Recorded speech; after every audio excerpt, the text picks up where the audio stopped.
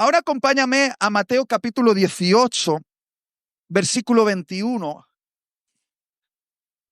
Este es uno de los textos más conocidos acerca de Jesús hablando del perdón. Mateo 18, 21. Entonces se acercó Pedro y le dijo: Señor, ¿cuántas veces perdonaré a mi hermano que peque contra mí? ¿Hasta 7? Jesús le dijo: no te digo hasta 7, sino aún hasta 70 veces 7. Por lo cual el reino de los cielos es semejante a un rey que quiso hacer cuentas con sus siervos. Y comenzando a hacer cuentas, le fue presentado uno que le debía 10,000 talentos. ¿Cuánto le debía? 10,000 talentos. A este, como no pudo pagar, ordenó su señor venderle y a su mujer e hijos y todo lo que tenía para que se le pagase la deuda. Entonces aquel siervo, postrado, le suplicaba diciendo: Señor, ten paciencia conmigo, yo te lo pagaré todo. El señor de aquel siervo, movido a misericordia, le soltó y le perdonó la deuda. Pero saliendo aquel siervo, halló a uno de sus consiervos que le debía 100 denarios. ¿Cuánto le debía? 100 denarios. Y haciendo de él, le ahogaba diciendo: págame lo que me debes. Entonces su consiervo, postrándose a sus pies, le rogaba diciendo: ten paciencia conmigo, yo te lo pagaré todo. Mas él no quiso, sino fue y le echó en la cárcel hasta que pagase la deuda. Viendo sus consiervos lo que pasaba, se entristecieron mucho y fueron y refirieron a su señor todo lo que había pasado. Entonces, llamándole su señor, le dijo: siervo malvado, toda aquella deuda te perdoné porque me rogaste. ¿No debías tú también tener misericordia de tu consiervo como yo tuve misericordia de ti? Entonces su señor, enojado, ¿qué dice ahí? Que estaba enojado, furioso, airado, le entregó a los verdugos hasta que pagase todo lo que le debía. Versículo 35, el más terrible de toda la Biblia. Así también mi Padre Celestial hará con vosotros si no perdonáis de todo corazón cada uno a su hermano. ¿Cuántos hermanos hay aquí? Hoy en día siguen las enseñanzas del Talmud de Babilonia. Se decía: cuando un hombre peca contra otro, le perdonará una vez, le perdonará 2 veces, incluso le perdonará 3 veces, pero la 4ª vez no le perdonará. Esa era una enseñanza bien conocida en la época de Jesús, una enseñanza rabínica que ponía límite al perdón. Y siendo claros, humanamente hablando, perdonar a la misma persona 3 veces, yo creo que es bastante generoso, ¿verdad? Uno dice: te perdono una vez, te perdono 2 porque puede ser un despiste, 3 como máxima muestra de mi generosidad, pero a la 4ª ya no hay perdón. Y Pedro, que conocía esta interpretación porque era enseñada en las sinagogas, creyéndose muy al estilo Pedro, que podía impresionar a Jesús con su generosidad, le propuso a Jesús, probablemente después de alguna bronca con alguno de los discípulos: Jesús, ¿qué te parece si perdonamos a nuestro compañero hasta 7 veces? Probablemente Pedro sintió que estaba estirando el límite a ese número sagrado. Ya no estamos hablando de 3, estamos hablando de 7. ¿Y qué puede ser más generoso que perdonar a la misma persona 7 veces? Y Jesús hizo lo que acostumbraba a hacer: romper el paradigma en la mente de Pedro y romper el paradigma en nuestras mentes. Y le dijo: Pedro, no vas a perdonar a la misma persona hasta 7 veces, la vas a perdonar 70 veces 7. Ahora, si tú eres como yo, probablemente tengas la tentación de sacar la calculadora y ver cuántas veces son 70 veces 7. El cálculo es 490. Pero no va por ahí, no es un número. Lo que realmente Jesús estaba haciendo era una hipérbole del perdón. Estaba diciéndole a Pedro y nos está diciendo a nosotros que en el perdón cristiano no hay límite. Esto no es opcional, no es sugerencia, no es negociable. Si eres un cristiano perdona sin límite. Y bien, no me gusta esta enseñanza. No soy un coach motivacional. ¿A ti te molesta? A mí más. ¿La quieres arrancar de la Biblia? Yo he estado a esto de arrancarla de la Biblia. Me pone nervioso. No me gusta. Pero es la verdad. En el reino de Dios, si tú y yo formamos parte de este reino, si hemos abierto una mesa de comunión con nuestros hermanos, en esta mesa se perdona sin límite. Ahora, para explicar esta parábola, tenemos que entender los diferentes significados. En ella podemos ver a un rey o a un señor que representa a Dios y luego a dos siervos. El siervo número 1 tenía una deuda de 10,000 talentos con el rey. Y el siervo número 2 tenía una deuda con el siervo número 1 de 100 denarios. En el contexto bíblico, siempre que se habla de ofensa, se utiliza la simbología de una deuda. Una deuda es la demanda por una ofensa recibida.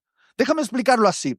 Cuando alguien te ofende, generalmente está rompiendo algo en tu ego, ¿vale?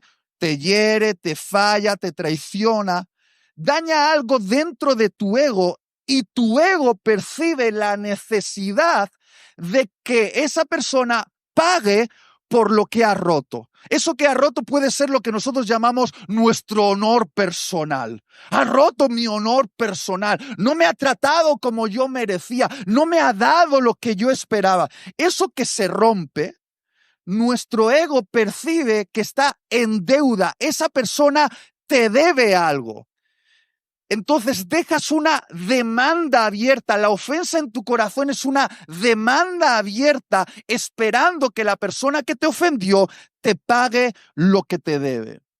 En el perdón bíblico, perdonar siempre es anular la deuda del ofensor. ¿Y cuántos de los que están aquí han tenido deudas a causa de ofensas con otras personas? Yo creo que si somos honestos, todos levantamos la mano. ¿A cuántos le han ofendido en esta sala? Levanta la mano si alguna vez te han ofendido. Muy bien, eres una persona normal entonces. Ahora, el primer siervo, y aquí está lo impactante de esta parábola, tenía una deuda con el rey, que representa a Dios, de 10,000 talentos. No sé si podemos ponerlo en pantalla. Gracias. Mira, un denario equivalía al salario de un día de trabajo. Escucha esto. ¿Cuánto te pagaban por un día de trabajo? Un denario. Entonces, a partir de ahora, un denario va a representar un día de trabajo. ¿Cuánto es un talento? Un talento en la métrica bíblica, en la métrica de aquella época, equivalía a 6,000 denarios, es decir, 6,000 días de trabajo. Si el primer siervo tenía una deuda de 10,000 talentos, significa que tenía una deuda con el rey equivalente a 164,000 años de trabajo.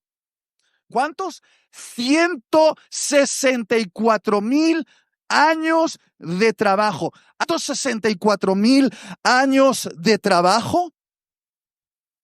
Lo que literalmente Jesús nos está diciendo es que el primer siervo tenía una deuda con el rey impagable, imposible de pagar. Nadie vive más de 100,000 años. Nadie vive más de 100 años. ¿Cómo vas a pagar una deuda de 164,000 años? El siervo estaba desesperado al saber que no podía pagarle esa deuda al rey y le rogó, por favor, perdóname. Y dice que ese rey que representa a Dios, por misericordia, le pagó la deuda y le soltó.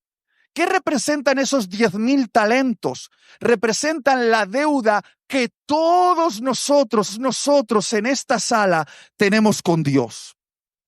Quizá a ti no te parezca tan trágico, quizá la ofensa que tú has recibido te parezca lo más importante en tu vida, pero el Evangelio nos revela que tú eres un ofensor de la santidad de Dios. Tú has violado la ley de Dios de múltiples maneras. Desde Adán y Eva hasta el día de hoy, la humanidad una y otra vez se ha declarado en rebelión contra Dios. Y esa ofensa ante un Dios santo, la Biblia dice que es una deuda, humanamente hablando, que es impagable. No se puede pagar. Y todos los que estamos en esta sala tenemos una deuda así con Dios.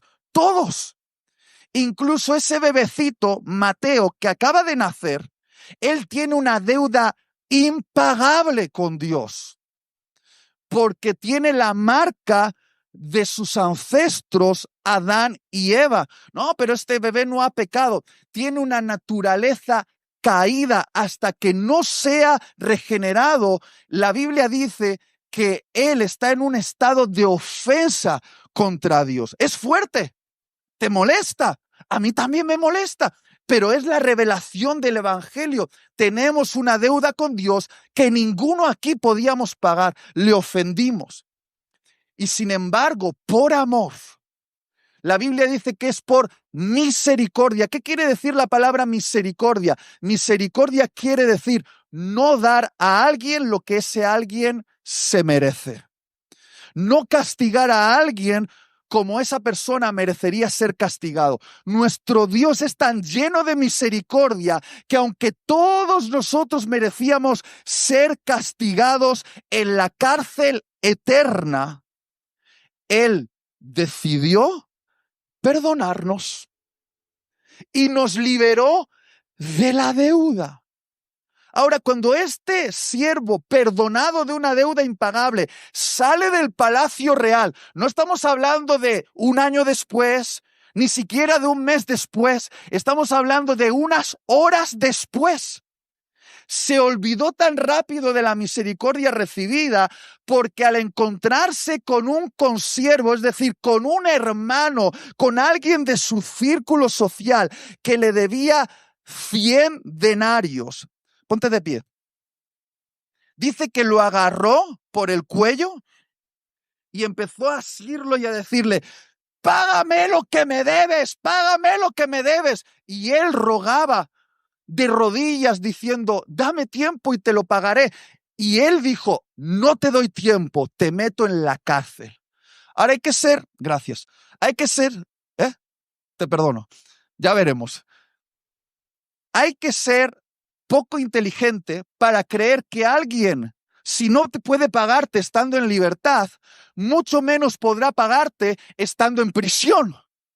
Ahora, la deuda que ese hombre tenía con el primer siervo eran 100 denarios. ¿Cuánto hemos dicho que era el equivalente a un día de trabajo? Un denario. 100 denarios serían 3 meses de trabajo, es decir, el 25% de tu sueldo anual.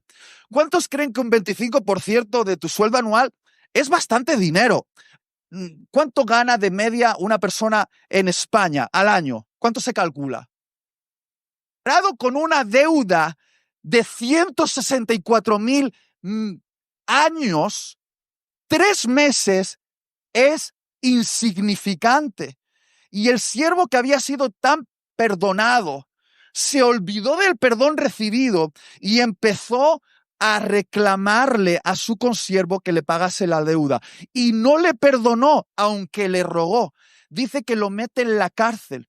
Cuando la noticia llega al rey, escucha esto, cuando la noticia llega al rey, el rey se enfurece.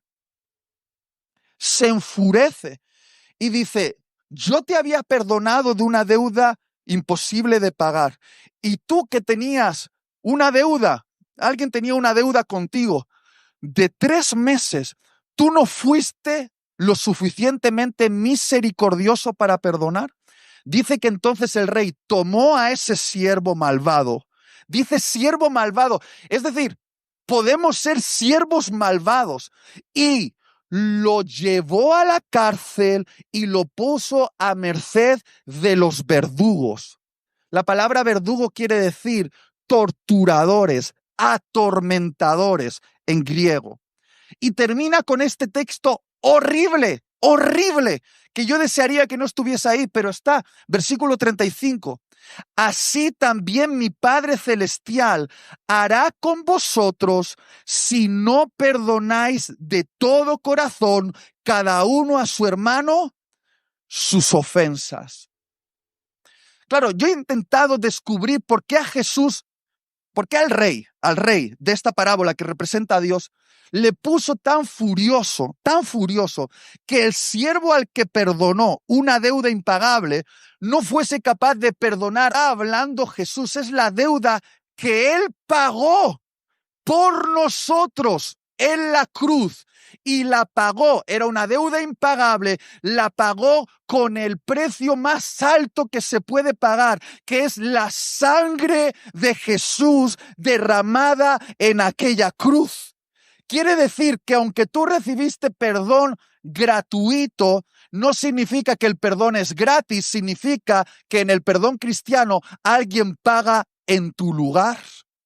Y el que pagó en tu lugar es Jesucristo. Esto no es como, bueno, lo dejamos en nada, lo olvidamos. El evangelio no olvida, el evangelio recuerda la cruz. Recuerda la cruz, que es la cruz, que es el lugar donde se pagó nuestra deuda impagable con la sangre del Santo Hijo de Dios. Y cuando a alguien se le ha perdonado una deuda así, Dios lo toma como una ofensa personal. El que ha sido perdonado no perdone una deuda menor a otra persona. Ya, Itiel, pero yo quiero que me paguen. Mira, si Dios pagó por ti la deuda que tú no podías pagar, tú como seguidor de Cristo debes pagar las deudas que tus hermanos no pueden pagar. Porque está claro que si tú me ofendes, si tú me debes algo y yo te digo, te perdono, ¿eso hace que lo que se ha roto en mi ego se reconstruya? No. Yo tomo la responsabilidad de pagar el precio que vale esa ofensa. En el perdón cristiano es el ofendido el que asume el costo de la deuda. Por eso no queremos perdonar, porque queremos que otro pague. Pero en el evangelio el ofendido es el que paga. Es el que dice, no me debes nada, lo pongo yo. ¿Y de dónde lo tomas? De la riqueza que recibiste de Cristo Jesús. ¿Alguien me está entendiendo hasta este punto? ¿Tiene sentido? Ahora, Jesús nos hace una advertencia, 4, y voy a ser rápido, preciso. Me he traído este jersey, me está matando, pero no me lo puedo quitar porque no estoy visible por debajo. Hay 4 consecuencias que experimentamos cuando no perdonamos, cuando retenemos la deuda con otra persona que nos debe algo. Primera consecuencia, la falta de perdón te ata a la otra persona. Di conmigo, la falta de perdón, venga todos juntos, la falta de perdón me ata a la otra persona. La parábola relata que el siervo que no perdonó a su hermano lo agarraba violentamente y lo metió en una cárcel. Ahora, la cárcel, ¿a nombre de quién estaba? Del ofendido. Eso nos enseña que la falta de perdón te vincula almáticamente con la persona que no perdonas. Esa persona de alguna manera queda atada a tu alma. Y eso es muy, muy práctico. Cuando alguien te ofende, a que no te lo puedes quitar de la cabeza, a que te persigue, a que constantemente parece que eso que te hizo está violando tu mente. Te imaginas cómo deberías haber respondido, cómo podrás vengarte, cómo podrás recibir lo que te debe. Intentas evitar encontrarte con esa persona. Es decir, de alguna manera lo tienes constantemente presente porque la ofensa retenida retiene a esa persona contigo. Y eso es una tortura. Es una tortura que se alarga en el tiempo. Cuando tú tienes una demanda abierta acerca de una persona y esa persona no te la paga porque no te la van a pagar, porque no quiere o no puede pagártela, porque cuando te ofenden, ¿cómo arreglas que te hayan llamado feo? Es que en realidad tu ego se ha sentido humillado, pero en el fondo todos sabemos que eres feo. Entonces, no va a arreglar tu fealdad, es que es tu ego quien ha sido humillado. Entonces, esa demanda de es que me debe algo, no te puede hacer bonito, no te puede hacer guapo. Tienes ese problema, pero esa expectativa de que la otra persona arregle lo que esa persona no puede arreglar, te desgasta. Yo lo llamo la tortura del hombre muerto. Esto está registrado en los anales de la historia. En el Imperio Romano, cuando un asesino era castigado por la ley del imperio, una manera de castigarlo era tomar a su víctima muerta y atarla con alambres alrededor del cuerpo del asesino. Durante semanas y meses metidos en una cárcel, mientras el asesino estaba atado con alambres al cuerpo de su víctima, que se iba descomponiendo, que le iban saliendo gusanos, que iba fermentándose, que iba pudriéndose. Eso provocaba la muerte del asesino por intoxicación bacteriana. Era horrible. Esto es una tortura que está registrada en la historia. Los romanos eran expertos en torturar. Ahora, ¿qué dice la Biblia acerca de tener rencor con una persona? Hacia una persona. Que a nivel espiritual, el rencor hacia alguien es contado como asesinato. Cuando tú guardas rencor hacia alguien, en el mundo espiritual, ese rencor se cuenta como asesinato. Es fuerte. Jesús lo dijo en el Sermón de la Montaña. ¿Y qué es lo que pasa mientras tú te mantienes en rencor? Que el cuerpo del que has asesinado, que está pegado a ti, está atado a causa de tu falta de perdón, se va pudriendo en tu alma, te pudre, hasta que te va matando la vida espiritual. Te llevas a esa persona putrefacta en tu alma a la cama, a comer, al trabajo, y hasta que no la sueltes, no serás soltado tú. Consecuencia número 2.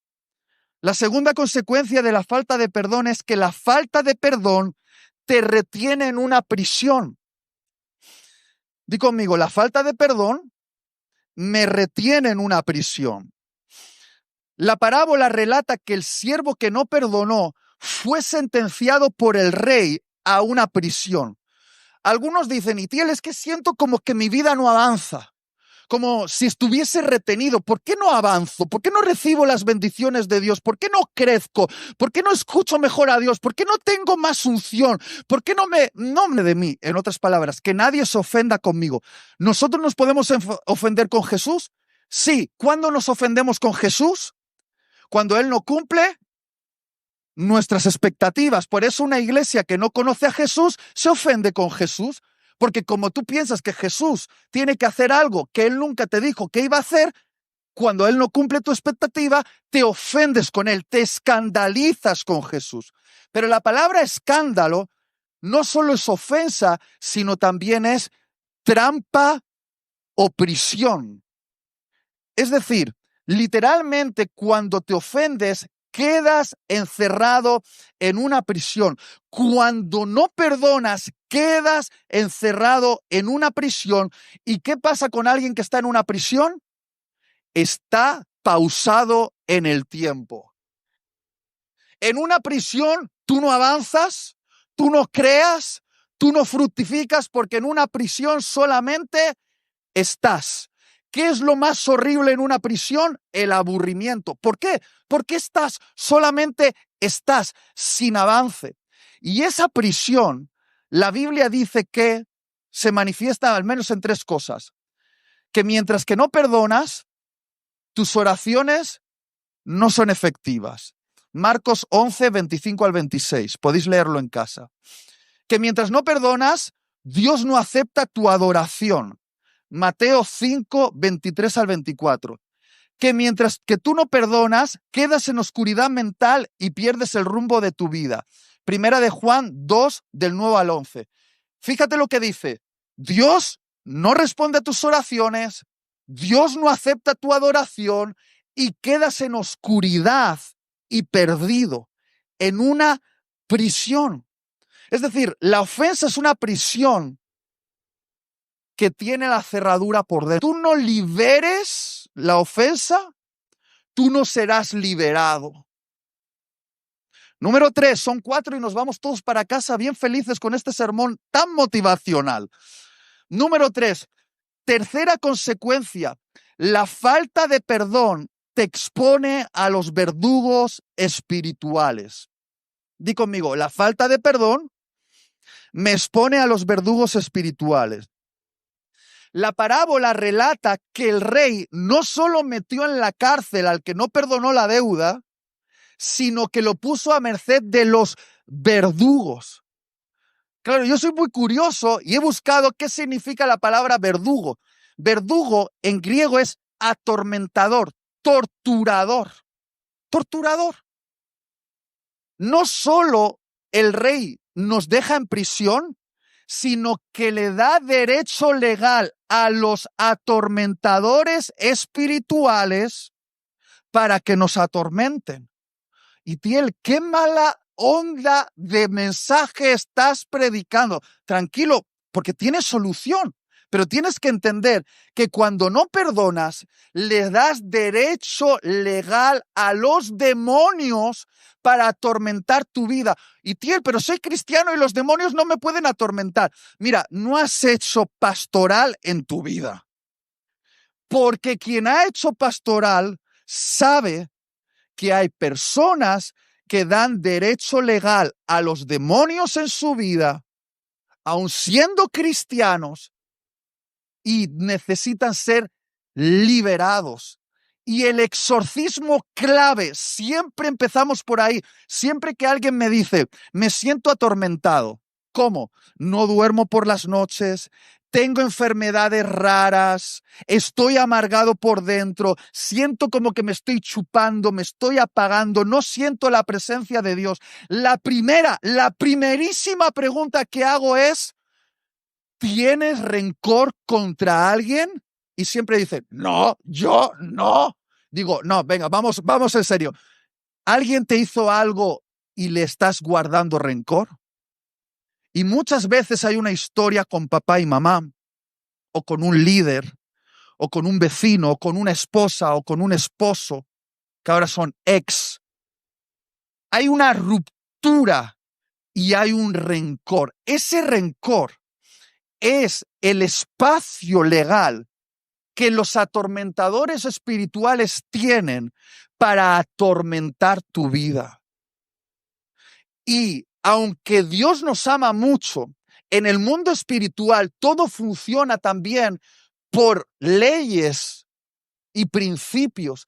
Y la ley y el principio dice que si tú guardas rencor, le das derecho legal a los atormentadores en tu vida.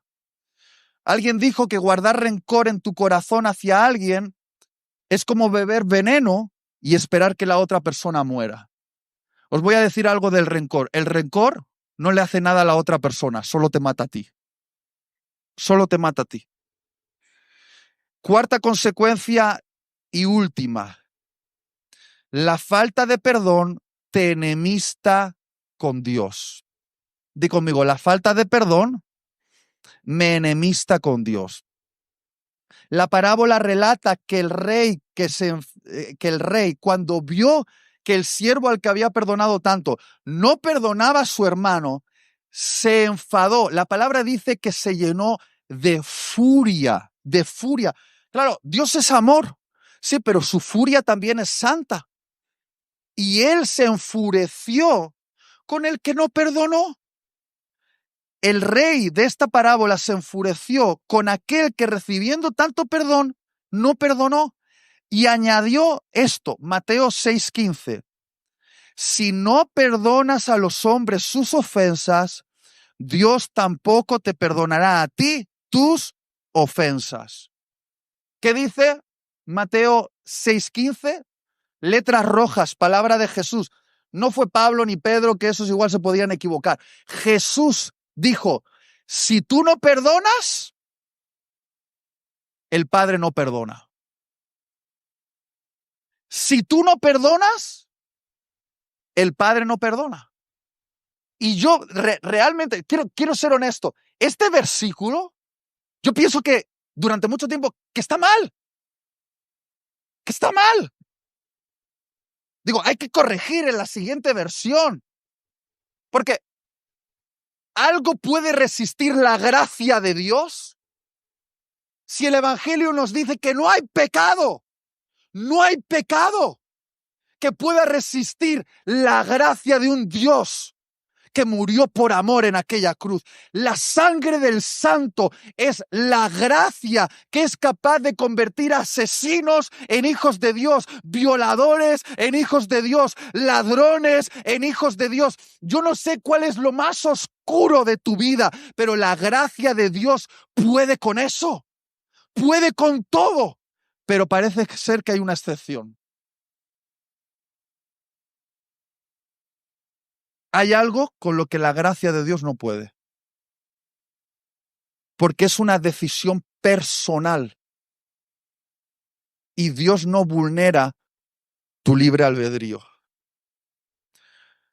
La gracia irresistible puede ser resistida por tu falta de perdón. Yo no voy a hablar aquí de si te salvas o no te salvas. Mira, yo creo tanto en la gracia de Dios que sé que eso se estira hasta el último aliento de nuestra vida. Pero hay algo claro. Parece ser que hay una relación que se condiciona con Dios. Cuando Dios te ha perdonado de tanto y tú le dices a Dios, aunque perdonarme a mí te costó la cruz, me importa más mi ego y no voy a perdonar a mi hermano. Tim, ¿puedes ayudarme al piano, por favor? Hay algo que te enemista con Dios cuando tú haces una declaración así.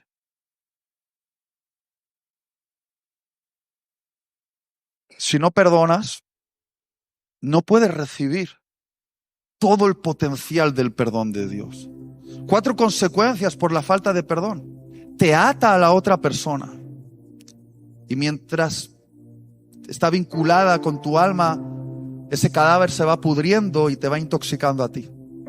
Te mete en una prisión. No puedes avanzar. Estás bloqueado, estás bloqueada.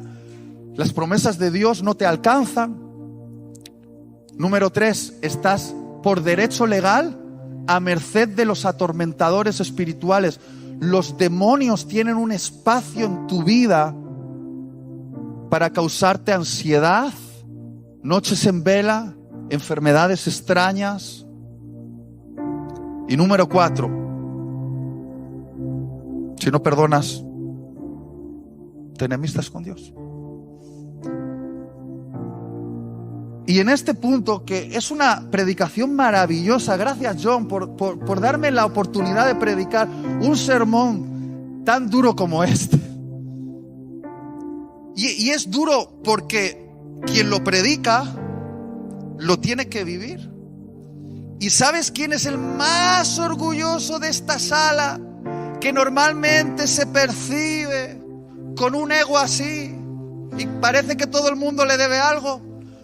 Yo.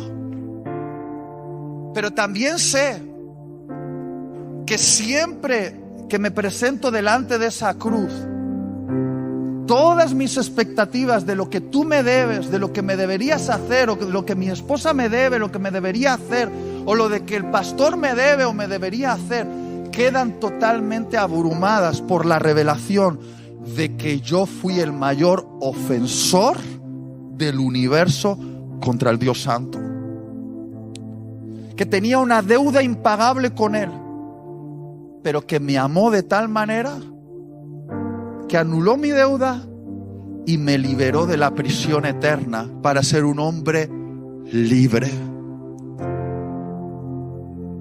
Y eso es suficiente para invitarme a ser inofendible. Inofendible. Esta mañana yo no te he estado hablando del perdón hacia un violador o hacia alguien que mató a tu hijo. Eso es un tipo de perdón que lo dejaremos para otro día. Es un perdón sobrenatural, es un perdón de alguien que ha recibido realmente una injusticia terrible. Pero seamos claros, el 90% de nuestras ofensas son por ego. La gente se va de esencia de esta iglesia o de otra iglesia porque se van ofendidos. ¿Y por qué se van ofendidos? Por ego. No, porque es que ese hermano o el pastor o Itiel, es que avisadme cuando Itiel venga a predicar para no ir. Y nos ofendemos por ego y nos marchamos. Y en Efesios recordamos que en esta mesa, que es la Iglesia Esencia, es una mesa de hermandad. No hay lugar para el diablo. Y no hay lugar para el diablo porque somos una comunidad del perdón. Nosotros perdonamos. No significa perdonar necesariamente que vamos a ser los mejores amigos. A veces el perdón requiere que mantengamos un poco de distancia, pero el perdón implica que ya no te demando que pagues algo que no me puedes pagar. ¿Se entiende lo que quiero decir? Itiel, pero es que esta mañana yo no siento perdonar. A ver, nadie siente perdonar. Decidimos perdonar. La ofensa es algo que nos pasa. Retener la ofensa o perdonarla es algo que decidimos. El perdón no se siente. El perdón se decide. Y Itiel, ¿y por qué debería hacerlo? Porque eres un representante del Evangelio.